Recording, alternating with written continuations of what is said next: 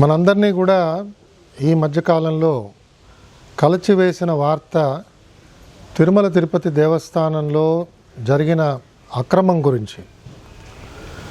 మనందరం కూడా మన కులదైవంగా భావించి కొలిచే వెంకటేశ్వర స్వామి సన్నిధిలో పనిచేస్తున్న కొంతమంది చిత్తశుద్ధి లోపించటం వల్ల కానివ్వండి, అధిక ధనాన్ని సంపాదించాలనే భావంతో కానివ్వండి, అక్రమానికి కూడా ఒడిగట్టి స్వామివారికి సమర్పించే నివేదనలలో చెడు పదార్థాలని కలిపి స్వామివారికి తినిపించారు. దురదృష్టం ఏమిటంటే ఇవాళ బొంకించి అసలు తప్పే జరగలేదన్నట్టుగా మాట్లాడటం కూడా చాలా శోచనీయం.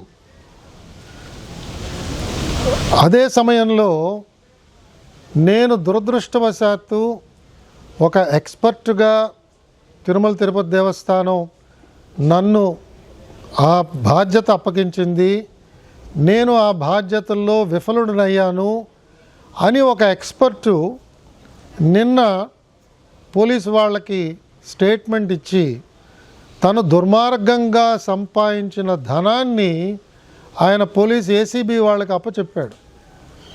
కాబట్టి మనం చూస్తున్నది ఏమిటంటే తప్పు చేసిన వాళ్ళల్లో చిత్తశుద్ధి ఇప్పటికి కూడా రావటం లేదు. అంటే వెంకటేశ్వర స్వామిని మనం ఏ విధంగా మనం అక్రమాన్ని చేసినా కూడా మన మీద శిక్ష పడదు అనే ఒక భావంతో వారు ఆ రకంగా మాట్లాడటం చాలా చాలా బాధాకరం.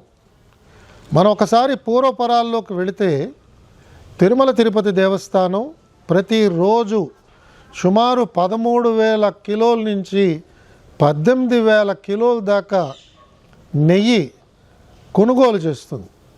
మనందరికీ తెలిసిందే, స్వామివారి ప్రసాదం అనగానే మనందరికీ మనస్సులో మెలిగేది శ్రీవారి లడ్డు. అలాగే మన బంధువులు కానీ మిత్రులు కానీ యాత్ర చేసి వచ్చారు అంటే మనం చాలా చాలా ఆనందంగా ఉత్సాహంగా ఎదురు చూసేది మనకెప్పుడు లడ్డు తీసుకొచ్చిస్తారా అని చూస్తుంటాం. పరీక్షలకు వెళ్ళే విద్యార్థులు, కళ్యాణం చేయించుకునే పెద్దవాళ్ళు, వృద్ధాప్యంలో చేసుకుంటున్న ఉత్సవాల్లో కూడా స్వామివారి యొక్క ప్రసాదాన్ని అపురూపంగా భావించే జాతి మనందరిది కూడా.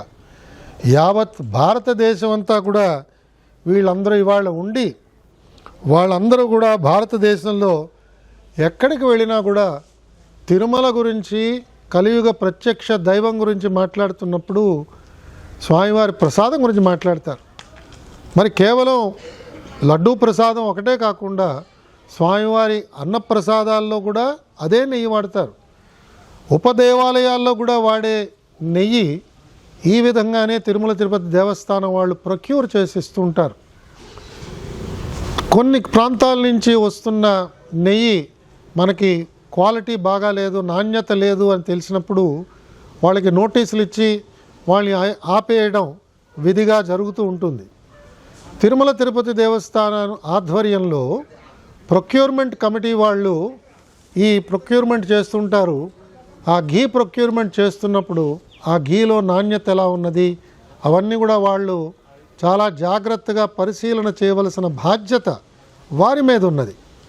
అంతేకాకుండా తిరుమల తిరుపతి దేవస్థానం వారు కొన్న ఈ ఘీని, నెయ్యిని ఎప్పటికప్పుడు పరీక్ష చేయడానికి వివిధ ప్రాంతాలకు పంపిస్తున్నారు.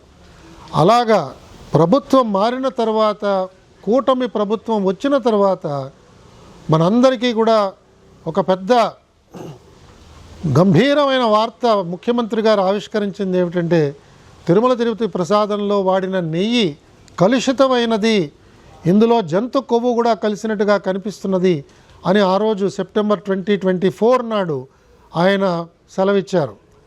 మనందరం కూడా చాలా చాలా బాధపడ్డాం. మనలో కొంతమంది దుఃఖించాం. అందరూ చూస్తుండగానే కన్నీళ్లు రాల్చాం. మనం నమ్ముకున్న మన దైవానికి అలాంటి ప్రసాదాన్ని మనం ఇస్తామా? ఎంత తప్పిదం ఇది! క్షమించరాని తప్పిదం కింద కూడా మనందరం కూడా ఆ రోజు అనుకున్నాం. దాన్ని వెంటనే ప్రభుత్వం చర్యలు తీసుకుని ఎంక్వైరీ చేయడానికి ఒక డిఐజీ స్థాయి అధికారిని వెంటనే ఎంక్వైరీ ఆఫీసర్గా పెట్టి ఎస్ఐటిని ఫామ్ చేసిన తర్వాత ఎవరైతే తప్పు చేసి ఉంటారని మనం అందరం భావిస్తున్నామో వారు సుప్రీంకోర్టుకు వెళ్ళి మేమేం తప్పు చేయలేదని చెప్పి ఆ రోజు బొంకారు. అప్పుడు సుప్రీంకోర్టు ఏర్పాటు చేసిన స్పెషల్ ఇన్వెస్టిగేషన్ టీం ఈ అంశంలోకి వెళ్ళి వారు అనేక మంది ఎక్స్పర్ట్స్ని, రాష్ట్ర ప్రభుత్వ పోలీస్ యంత్రాంగంలో ఉన్న సభ్యులు, సిబిఐలో ఉన్న సభ్యులు అందరినీ కూడా, అలాగే FSSAI అంటే ఆహార నాణ్యతని పరీక్ష చేసే ఒక ఏజెన్సీ, కేంద్ర ప్రభుత్వ స్థాయిలో ఉన్న ఏజెన్సీ ప్రతినిధులు, వీరందరినీ కలిపి SIT ఏర్పాటు చేశారు. కాబట్టి ఇవాళ వారిచ్చిన రిపోర్ట్ని అందరం కూడా జాగ్రత్తగా పరిశీలన చేద్దాం.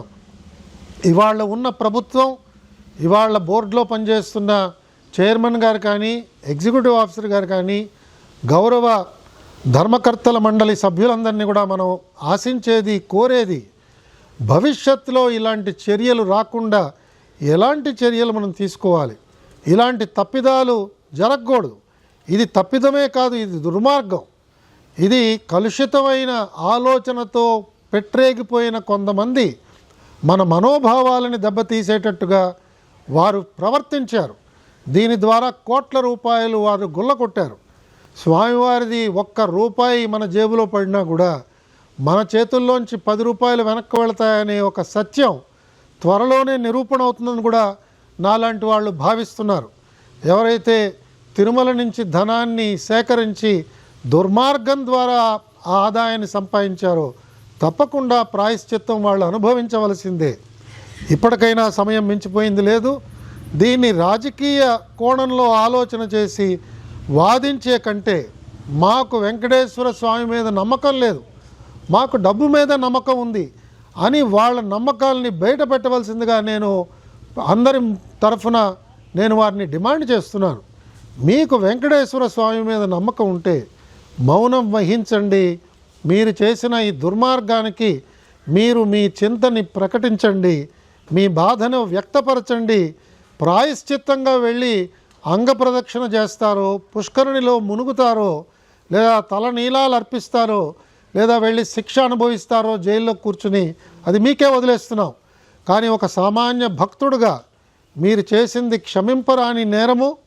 మీరు దాన్ని వెనకేసుకొస్తూ ఇవాళ సమాజంలో అలజడి సృష్టించడానికి ప్రయత్నం చేయడం ఏమాత్రం కూడా అది శ్రేయకరమైన పని కాదు. మీ వల్ల మేము ఆశిస్తున్నది కాదు.